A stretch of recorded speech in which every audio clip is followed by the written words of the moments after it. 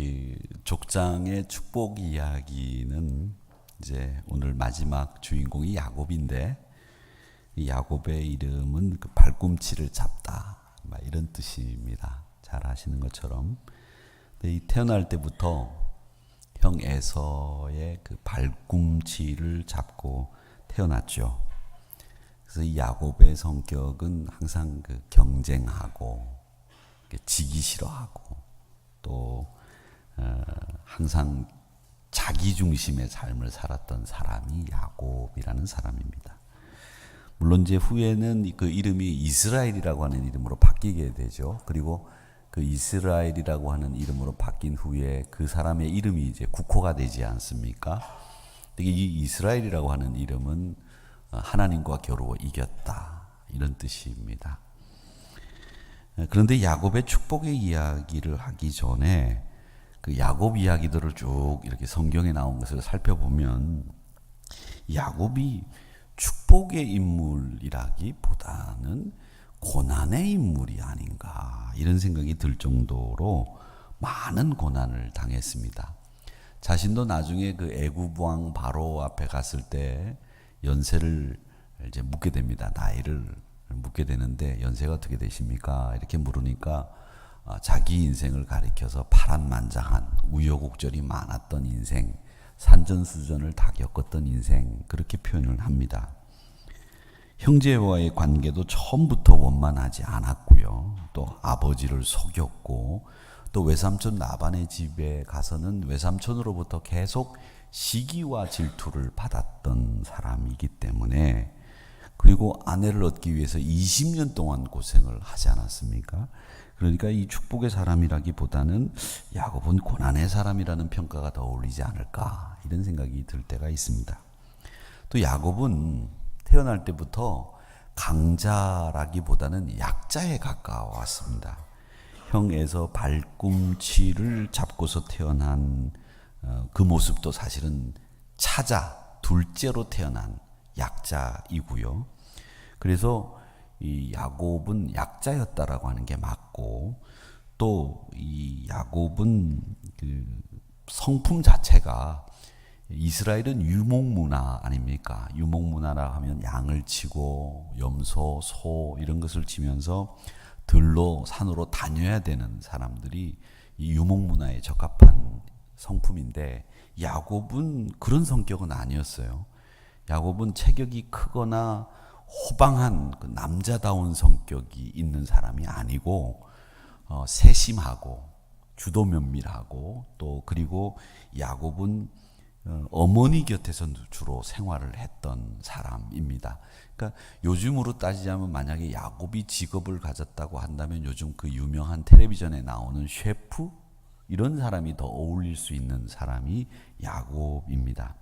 그러니까 어머니하고 부엌 근처에서 주로 살았던 사람이 야곱이죠. 그런데다가 야곱의 성품을 이렇게 보면 뭐 그렇게 썩 좋은 성품의 사람은 아닌 것 같아 보여요. 왜냐하면 아버지를 속이잖아요. 그러니까 아버지 속이는 것은, 저도 아버지를 속여봤습니다. 언제 속였느냐면, 아버님 전과 사야 되는데 얼마냐? 10,000원입니다. 그래서 8,000원짜리 전과를 10,000원이라고 속여가지고 2,000원, 소위 말하는 띵겨 먹는 일들, 아들들 늘 한 번씩 해본 일들이지요. 근데 거기서 한 단계 더 발전하면 어떻게 발전하느냐 하면, 아버지 전과 사야 되는데요. 얼마냐? 10,000원입니다. 그래? 10,000원 받아가지고 그 다음엔 안 사고 친구 책 가지고 가서 아버지 샀어요. 이게 한 단계 더 발전한 단계이지요. 근데 이건 이제 보통 우리들이 해본 아버지를 속이는 일이었는데, 야곱은 그거보다 더 큰 속이는 일을 했죠. 그래서 야곱이라고 하는 사람을 생각해 보면 수단과 방법을 가리지 않고 자신의 목적을 이룬 사람, 이게 야곱이라고 생각을 하면 됩니다. 요즘 얘기하는 목적 지향적인 사람, 야곱입니다. 이렇게 보면 야곱은 정리할 수 있죠. 자기중심, 이기적인 사람, 그리고 자기 성을 쌓기 위해서 유별나게 살아간 사람, 그 사람이 야곱이라고 볼 수 있습니다. 오늘 우리가 두 번째 읽은 32장 7절 말씀을 보면 야복 강가에서 야곱이 형 에서를 만나러 가다가 야복 강가에서 하나님의 사자와 밤새 씨름을 하죠. 근데 그 밤새 씨름을 하고 난 뒤에 하나님의 사자가 야곱에게 묻습니다. 야, 네 이름이 뭐냐 도대체? 이렇게 물어요. 그 네 이름이 도대체 뭐냐? 이렇게 물었던 이유는 뭐냐면 네가 도대체 뭐 하는 사람이고 네 정체가 뭐냐? 이걸 물어보신 겁니다. 네가 살았던 인생 어떻게 살았던 인생이냐? 이걸 고백하라는 하나님의 사자의 명령입니다. 그때 이 야곱이 이야기를 듣고 내 이름 야곱입니다. 이렇게 대답을 하는데 이 야곱이라고 하는 이름을 대답하는 순간에 하나님, 저는 사실은 지금까지 남을 속이며 살았습니다. 이기적인 인생 살았습니다. 이 이야기를 고백하는 거예요. 그래서 네 이름이 뭐냐? 야곱입니다라고 하는 그 말 속에는 이름을 몰라서 통성명하는 게 아니라 네가 살았던 인생은 도대체 어떻게 살았던 인생이냐 묻는 것이고 내가 살았던 인생은 이렇게 살았던 인생입니다라고 대답을 하는 관계를 이 32장 7절에서 말씀하시고 있습니다. 야곱이 아버지 집을 떠날 때는 어땠느냐? 할아버지인 아브라함은 하나님의 명령을 듣고 본토 친척 아비 집을 떠나라. 그래서 본토 친척 아비 집을 떠난 거예요. 그러니까 하나님의 명령에 순종하는 마음으로 떠났는데 야곱은 지금 밧단 아람이라고 하는 외삼촌 집으로 가는 그 길이 하나님의 명령에 순종해서 가는 게 아니라 형을 속이고 아버지를 속인 대가로 도망자가 돼서 지금 도망가는 신세로 밧단 아람을 향해서 가는 겁니다. 근데 야곱은 아까 말씀드린 것처럼 어머니 주변을, 부엌 주변을, 그리고 유목 문화에 이렇게 적응할 수 있는 체격이나 성품이 아니다. 이렇게 말씀을 드렸기 때문에 이 거친 광야하고는 야곱하고는 별로 상관이 없어요. 거친 광야에 나가본 적도 별로 없고 그렇기 때문에 도망자가 돼서 거친 광야를 거쳐서 밧단 아람까지 간다고 하는 그 길은 낯설고 힘든 여정이고 어떻게 보면 목숨을 건 여정이 될 수도 있었던 아주 위험한 길이었습니다. 아버지가 있었던 집이 부엘세바인데 이 부엘세바는 이스라엘의 최남단입니다. 그리고 이 이스라엘 사람들이 애굽으로 넘어갈 때 꼭 거쳐야 되는 곳이 이 부엘세바라고 하는 곳입니다. 이 부엘세바를 거쳐야만 애굽으로 갈 수 있고 애굽에서 가나안으로 들어올 때도 부엘세바를 거쳐서 이 애굽에서 가나안으로 들어오게 됩니다.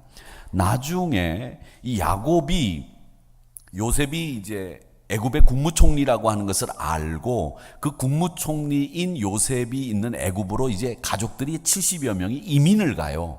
그때 이 요셉이 이 마차를 보내는데 그 마차를 어디로 보내느냐면 부엘세바로 보냅니다. 그래서 이 부엘세바에서 요셉을 만나기 위해서 야곱의 가족 70여 명이 이 부엘세바에서 애굽으로 출발을 해서 거기서 이제 살게 되다가 나중에 출애굽을 하게 되는데 이 부엘세바에서 외삼촌 밧단 아람이라고 하는 곳, 외삼촌이 사는 이 외갓댁까지 몇 킬로가 떨어져 있냐면 900킬로 정도가 떨어져 있어요. 그러니까 900킬로니까 하루에 30킬로씩 걷는다고 하면 30일, 한 달을 꼬박 걸어야 가는 길입니다. 그 작은 길이 아니죠. 부산에서 신의주보다도 조금 더 멀다 이렇게 보시면 됩니다. 그 정도로 먼 길을 걸어야 되기 때문에 30킬로씩 한 달을 걸어야 되는 길이 외갓댁을 가는 길입니다. 그런데다가 광야길이라고 하는 것은 야곱에게도 별로 익숙하지 않은 곳인데다가 지금처럼 무슨 길, 올레길, 무슨 길 돼서 안전하게 걸을 수 있는 길이냐 하면 그런 길이 아니죠. 강도떼들이 출몰하는 길이고 언제 목숨이 날아갈지 모르는 그런 길을 걸어야 되기 때문에 하루에 물 몇 모금으로 버텨야 되는 길이 바로 광야길이었습니다. 그런 광야길을 걸을 때에 야곱은 그 안에서 사실은 자신의 유약함, 자신의 물기 이런 걸 싹 다 빼내야만 900km를 갈 수 있는 상황이었다는 거죠. 요령으로 갈 수 있는 길이 아닙니다. 그러니까 이제는 이 광야길은 목숨을 걸고 걸어야 되는 길인데 지금까지 어머니 치마폭에서 살았다고 한다면 이제는 스스로 판단하고 스스로 결정해야 되고 스스로 척박하기 이를 데 없는 이 광야길을 생존하는 법을 터득하면서 걸어가야 됐다라는 겁니다. 근데 거기서 정말 이 야곱의 인생에 획기적인 변화가 하나 일어나죠. 바로 하나님이 야곱을 만나주시는 겁니다.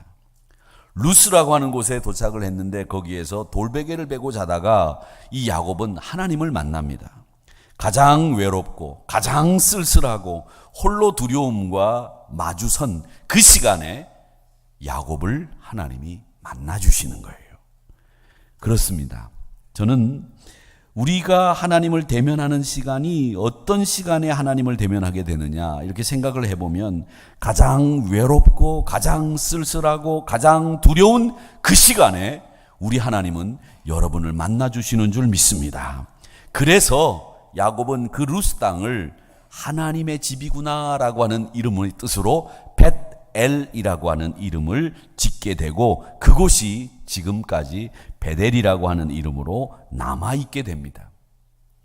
바로 그 시점이 야곱이 하나님으로부터 축복을 받는 시작, 스타트 타임이 됩니다. 즉 남을 속이는 사람, 자기 욕심대로 살던 사람이 자신의 삶에서 가장 외롭고 쓸쓸한 시간에 하나님을 대면하는 그 순간에 그의 인생에 하나님이 딱 임재하는 순간에 그 인생이 탈바꿈이 되고 하나님의 사람, 축복의 사람으로 바뀌게 된다라는 겁니다. 사랑하는 성도 여러분, 기억하십시오. 외롭고 쓸쓸하고 두렵고 무서운 광야길에서 하나님이 여러분을 만나주실 줄 믿습니다. 그 하나님이 만나주시는 순간이 가장 여러분의 인생에 복된 길임을 잊지 마시기를 축원합니다. 후일에 창세기 41장 42절의 말씀에 보면 외삼촌 라반이 야곱을 책망해요. 야, 너 왜 우리 집에서 잘 살다가 내 딸 다 네 아내로 데리고 가면서 그렇게 가냐? 이렇게 얘기를 하니까 외삼촌을 향해서 야곱이 얘기합니다. 외삼촌, 우리 아버지 하나님, 우리 할아버지 아브라함의 하나님이 또 우리 아버지 이삭이 경외하는 하나님이 나와 함께 하시지 않았더라면 외삼촌 나를 빈손으로 보냈을 겁니다. 이런 이야기를 합니다. 즉 외삼촌은 나한테 일전 한 푼 주고 싶은 마음은 없었어요. 그런데 내가 이렇게 축복을 받게 된 건 하나님이 우리 할아버지, 우리 아버지 하나님이 함께 하셨기 때문에 내가 이렇게 거부된 거지 당신 때문에 거부된 거 아니야. 당신은 나한테 한 푼도 주고 싶지 않았어. 이 이야기를 합니다. 그러니까 야곱의 생각에는 자기가 받은 이 축복은 하나님 때문에 받은 것이지 자기의 노력도 누구의 도움으로도 얻은 게 아니다 라고 하는 생각을 하고 있었다는 것을 알 수 있습니다. 하나님이 그 시간에 나를 만나주시지 않았다고 한다면 나는 축복의 주인공이 될 수 없었습니다. 이 고백을 외삼촌 앞에서 야곱은 하고 있다는 겁니다.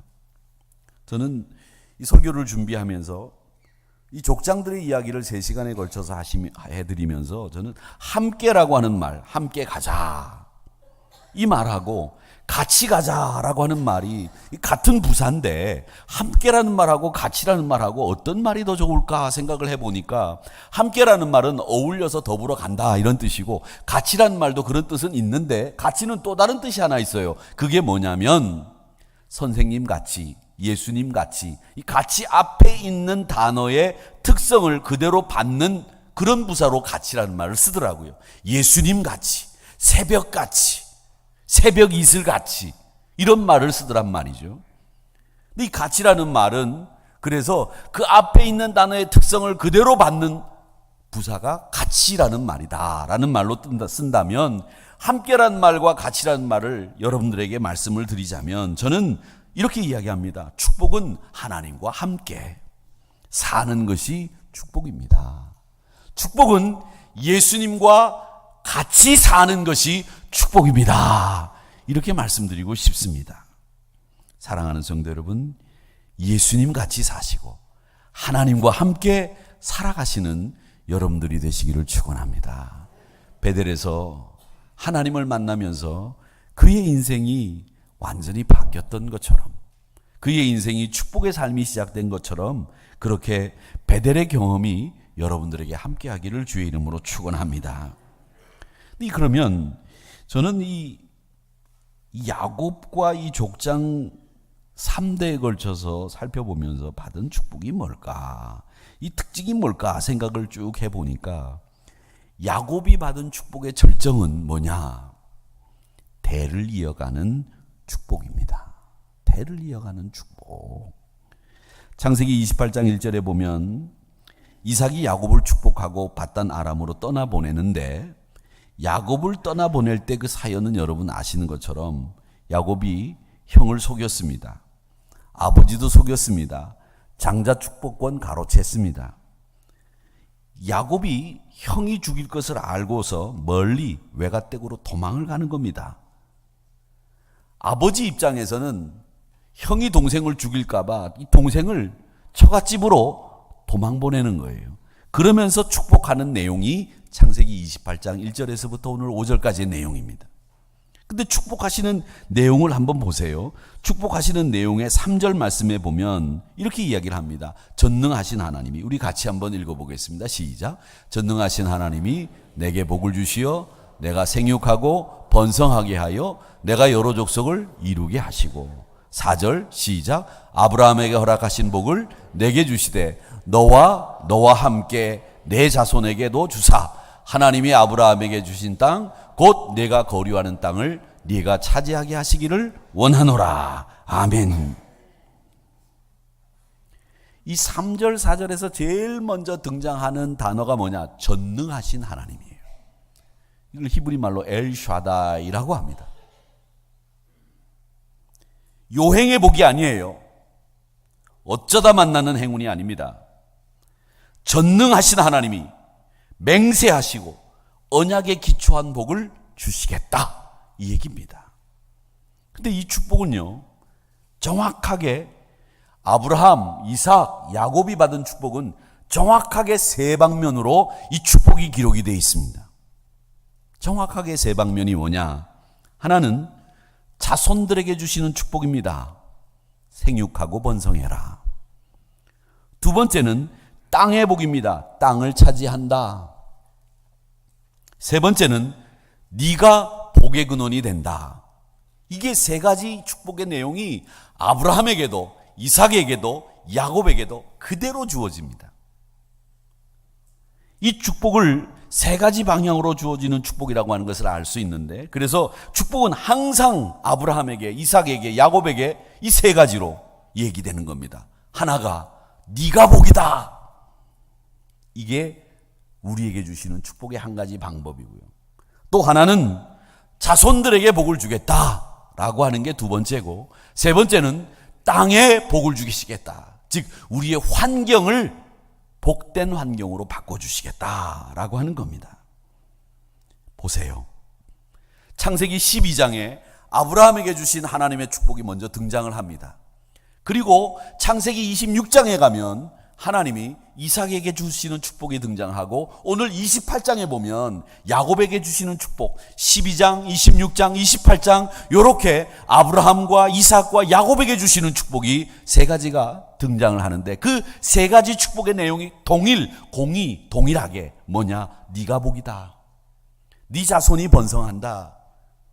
네가 땅을 차지하고 네 환경이 복받는 환경이 된다. 이 축복을 하나님이 하시고 있다는 겁니다. 자, 그러면 우리가 여기서 이 사실을 알았다고 한다면 이 축복의 내용이 대물림되어지는 것을 보면서 축복의 내용이 대물림되어지기 위해서 우리가 해야 될 일이 뭐냐? 여러분, 축복의 내용이 같다는 말은 할아버지, 아버지, 손주가 삶의 목표가 같다는 이야기고 삶의 내용이 같다는 겁니다. 즉 아버지와 아들과 손자가 같은 비전을 가지고 같은 영적인 목표를 가지고 살았다는 얘기입니다. 그렇게 될 때에 축복의 대물림이 있었다는 얘기예요. 우리네 삶에서 아버지와 아들과 손자가 삶의 목표가 같은 경우들은 있습니다. 그런데 영적인 목표가 다른 할아버지, 다른 아버지, 다른 아들인 경우들이 얼마나 우리 현대 가정 속에 많이 있느냐라는 겁니다. 여러분, 축복이 대물림하기 위해서 제일 중요한 것은 뭐냐? 3대가 할아버지든 아버지든 아들이든 손주든 이 3대가 축복의 대물림이 이어지기 위해서는 같은 영적인 목표, 같은 신앙의 생활, 같은 영적인 생각을 가지고 있어야 이 축복의 대물림이 이어진다라고 하는 겁니다. 아버지는 영적인 목표를 가졌는데 아들은 영적인 목표가 없으면 그 집안의 축복의 끈은 끊어진 겁니다. 사랑하는 성도 여러분, 부디 빌기는 아버지, 아들, 손자로 이어지는 이 축복의 끈을 끊지 마시고 영적인 목표를 같이 가질 수 있도록 만들어 가시기를 주님의 이름으로 축원합니다. 부모의 축복, 자식의 축복이 본질적으로 저는 같아야 된다고 생각합니다. 믿음의 대를 이어가는 것은 축복의 끈을 계속 후손들에게 이어주는 거예요. 이 일이 가정마다 이루어지기를 주님의 이름으로 축원합니다. 왜 기독교 가정에서 아버지의 신앙과 아들의 신앙과 손주의 신앙이 왜 다르냐? 부모의 비전과 자식의 비전이 다르기 때문입니다. 장로님의 가정, 권사님의 가정에서도 아버지는 신앙의 비전이 있는데 아들이 신앙의 비전이 없거나 손주가 신앙의 영적인 목표가 없다면 그 가정은 축복의 대를 이어갈 수가 없어요. 아버지의 영적인 목표는 있는데 아들을 어떤 영적인 목표를 주느냐? 아버지가 영적인 목표를 안 주는 거예요. 그리고는 어떤 목적을 주느냐?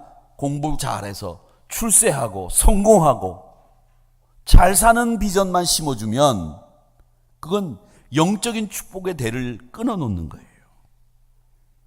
그래서 갈등이 생기고 그래서 분열이 생기고 그래서 가정이 해체되는 겁니다. 여러분, 부모가 자식에게, 자손에게 땅과 복의 근원이 되는 본질적인 영적인 목표를 전달해 주시는 가정들이 되시기를 축원합니다.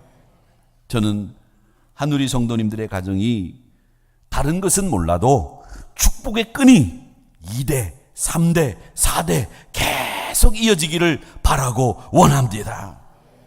아브라함의 가정, 이삭의 가정, 야곱의 가정은 바로 이 축복이 대물림되는 가정이었다는 겁니다. 그래서 이삭을 축복할 때도 할아버지인 아브라함의 이야기가 등장하고 아버지 이삭이 등장하는 거예요. 축복이 대물림이 되기 때문에 그들은 영적인 목표가 같았기 때문에 요즘 사회는 세습이라고 하는 말을 대단히 싫어합니다. 세습. 좋은 말 아니죠.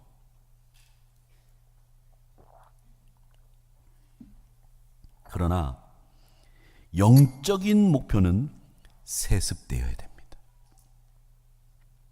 어떤 분들은 기회균등이라고 하는 이름으로 대물림을 없애야 된다. 물론 가난이 대물림되는 건 없어져야 됩니다. 그런데 저는요, 아버지가 부자면 아들도 부자 돼야죠. 할아버지가 부자면 손주도 부자가 돼야죠. 뭐 부자라고 하는 게 돈 많이 가지는 부자 되라는 그런 얘기는 아닙니다. 그럼 뭐냐? 아버지가 영적인 거인이었다면 아들도 영적 거인으로 만드세요. 손주도 영적 거인이 돼야 됩니다. 이게 축복의 대물림이에요. 우리 교회 대대로 아버님이 한우리교회 장로님이신데 지금 아드님도 한우리교회 장로님 몇 분 계십니다. 저는 이것보다 더 큰 축복이 없다고 생각해요. 어머님이 한우리교회 권사님인데 따님도 한우리교회 권사님, 이거 보통 복이 아니에요. 이걸 간단하게 생각하시는 분들이 계신데 이건 간단하게 생각할 일이 아니에요. 아무나 되는 것도 아니고요. 아버지가 부자인데 아들이 거지 되면 되겠습니까? 아버지가 고등교육 잘 받으셨는데 아들이 무식장이가 되면 되겠습니까? 아버지가 강남 살았는데 아들은 달동네부터 시작돼야 합니까? 아닙니다. 부모의 좋은 유산을 자손에게 물려주는 것은 인지상정일 뿐만 아니라 하나님이 정하신 법칙이에요. 저는 하나님은 철저하게 상속주의자라고 생각을 합니다. 할아버지, 아들, 손자의 손자까지 이르는 이 이삭이 야곱에게 축복하신 내용을 보면 축복을 대물림한다고 하는 그 내용들이 나오는 겁니다. 빌기는 아브라함의 축복은 이삭에게 유업으로 대물림됐는데 이런 유업으로 대물림되는 축복의 주인공들이 여러분 가정이 되시기를 주님의 이름으로 축원합니다. 신앙의 유산은 사라지지 않아요. 저는 이제 명절 때 집에 가면 아침 식사를 하는데 아버님이 가끔 그런 얘기를 하세요. 예배 드리면서 이제 기도를 목사이니까 큰아들이 해라. 그렇게 얘기하세요. 그런데 그 기도는 목사인 제가 하는 게 아니라 아버님이 하셔야 됩니다. 제가 그렇게 얘기를 합니다. 그 이유는 뭐냐? 아들이 축복하는 거 아니거든요. 아버지 축복을 제가 받아야죠. 그래서 아버님에게 축복 기도하십시오. 상에서 목사인 아들이지만 저를 놓고 기도해 주세요. 그렇게 말씀을 드립니다. 사랑하는 성도 여러분, 오늘 여러분들이 받은 신앙의 유산을 잃지 마시고 이 가정에서 대를 이어 그 끈을 물려주시기를 축원합니다. 하나님의 말씀을 따라 사는 삶의 규범을 물려주시기를 원합니다. 신앙의 가치관, 신앙의 철학, 신앙의 사상, 신앙의 지혜, 이런 무형의 자산을 아름다운 신앙의 유산으로 대물림하시기를 바랍니다. 3대 이상 축복을 대물림하는 우리 한우리 성도님들의 가정이 저는 되기를 원합니다. 3대가 이어지면 5대까지 이어집니다. 5대까지 이어지면 10대까지도 내려갈 수 있어요. 부모와 자식이, 손주가 같은 신앙, 같은 축복을 이어받는 이 대물림, 같은 가치관, 이런 3대가 이루어지는 가정들이 되기를 바랍니다. 요즘 보면 교육 내용이라든지 이 교육이 이 교회 안에서 다 뿔뿔이 이렇게 흩어지게 만들었어요. 교육이라고 하는 명분 하에서 그 나이에 맞는 교육을 하겠다 해가지고 다 미국은 6개월 단위로 아이들을 끊어가지고 교육을 시켜요. 그 또래들끼리.